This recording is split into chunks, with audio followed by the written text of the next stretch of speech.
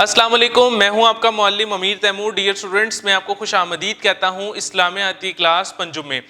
آج ہم باب صوم سیرت طیبہ خاتم النبیین صلی اللہ علیہ وسلم، جس کا عنوان ہے بیعت عقبہ و اولیٰ و ثانیہ۔ آج ہم اس سبق میں پڑھیں گے کہ بیعت عقبہ و اولیٰ و ثانیہ سے کیا مراد ہے۔ سبق کو تفصیل سے پڑھنے کے لیے آپ سب اپنی اپنی کتاب کھولیے۔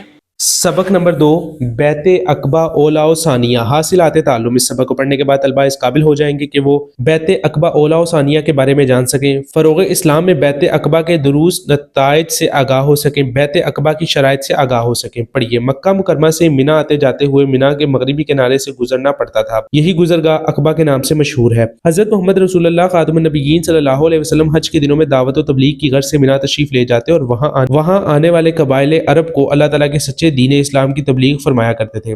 چنانچہ اعلان نبوت کی 11ویں سال آپ خاتم النبیین صلی اللہ علیہ وسلم کی ملاقات یثرب سے آئے ہوئے 6 لوگوں کی ایک جماعت سے ہوئی۔ یہ لوگ حج کے لیے مکہ مکرمہ آئے ہوئے تھے۔ آپ خاتم النبیین صلی اللہ علیہ وسلم نے ان لوگوں کے سامنے اسلام کی دعوت پیش کی تو یہ لوگ آپ خاتم النبیین صلی اللہ علیہ وسلم کی دعوت کو قبول کر کے فوراً ایمان لے آئے اور یثرب واپس جا کر باقی لوگوں کو دین اسلام کی طرف بلایا۔ مزید معلومات۔ بیعت کے معنی ہے اطاعت و وفاداری کا عہد کرنا۔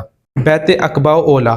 اعلان نبوت کے 12ویں سال حج کے موقع پر مدینہ منورہ کے 12 لوگوں نے منی کے قریب عقبہ کے مقام پر آپ خاتم النبیین صلی اللہ علیہ وسلم سے ملاقات کر کے اسلام قبول کیا اور آپ خاتم النبیین صلی اللہ علیہ وسلم کے دست مبارک پر بیعت کی۔ تاریخ اسلام میں اس بیعت کو بیعت عقبہ و اولیٰ کہتے ہیں۔ یہ بیعت درج ذیل باتوں پر کی گئی: اللہ تعالیٰ کے ساتھ کسی کو شریک نہیں ٹھہرائیں گے، چوری نہیں کریں گے، اپنی اولاد کو قتل نہیں کریں گے، کسی پر بہتان نہیں لگائیں گے، زنا یعنی بدکاری نہیں کریں گے، نبی کریم خاتم النبیین صلی اللہ علیہ وسلم کی اطاعت کریں گے۔ بیعت عقبہ اولیٰ کے بعد آپ خاتم النبیین صلی اللہ علیہ وسلم نے ان کو الوداع کرتے ہوئے حضرت اسد بن زرارہ رضی اللہ تعالیٰ عنہ کو مدینہ منورہ میں ان کا قائد اور امام مقرر فرمایا۔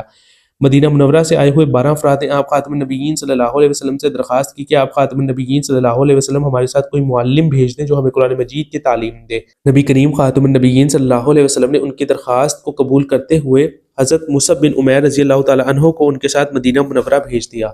حضرت مصعب بن عمیر رضی اللہ تعالیٰ عنہ مدینہ منورہ میں حضرت اسد بن زرارہ رضی اللہ تعالیٰ عنہ کے مہمان بنے۔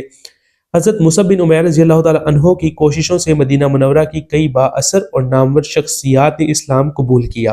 بیعت عقبہ ثانیہ۔ اعلان نبوت کے 13ویں سال حج کے موقع پر حضرت مصعب بن عمیر رضی اللہ تعالیٰ عنہ کی انتھک کوششوں سے 75 افراد نے حضرت محمد رسول اللہ خاتم النبیین صلی اللہ علیہ وسلم کے ہاتھ پر بیعت کی۔ ان افراد میں 73 مرد اور 2 عورتیں شامل تھیں۔ اس بیعت کو بیعت عقبہ ثانیہ کہتے ہیں۔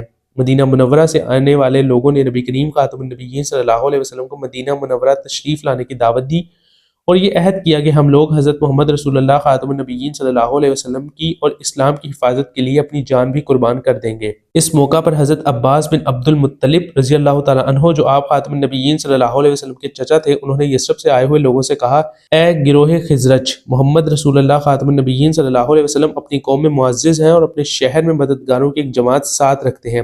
ہم نے آپ خاتم النبیین صلی اللہ علیہ وسلم کو دشمنوں سے بچایا ہے۔ اگر تم اپنے عہد کو پورا کر سکو اور آپ خاتم النبیین صلی اللہ علیہ وسلم کا ساتھ دے سکو تو بہتر، ورنہ ابھی سے آپ خاتم النبیین صلی اللہ علیہ وسلم کا ساتھ چھوڑ دو۔ اس کے بعد آپ خاتم النبیین صلی اللہ علیہ وسلم نے درج ذیل شرائط پر ان سے بیعت کی۔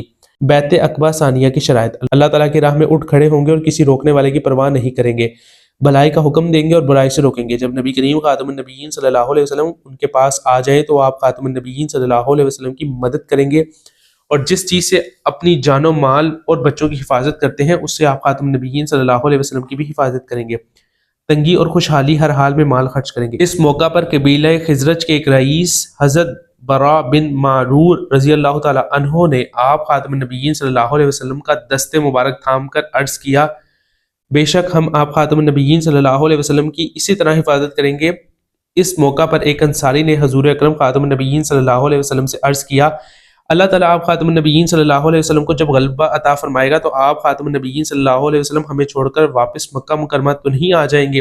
آپ خاتم النبیین صلی اللہ علیہ وسلم یہ سن کر مسکرائے اور فرمایا: نہیں، تمہارا خون میرا خون ہے، میرا جینا مرنا تمہارے ساتھ ہے، میں تمہارا ہوں اور تم میرے ہو، تمہارا دشمن میرا دشمن اور تمہارا دوست میرا دوست ہے۔ حاصل کلام: بیعت عقبہ ثانیہ سے مدینہ منورہ میں اشاعت اسلام کے لیے راہ ہموار ہوئی۔ مدینہ منورہ میں اوس و خزرج قبائل کی صدیوں پرانی دشمنی کا خاتمہ ہو گیا۔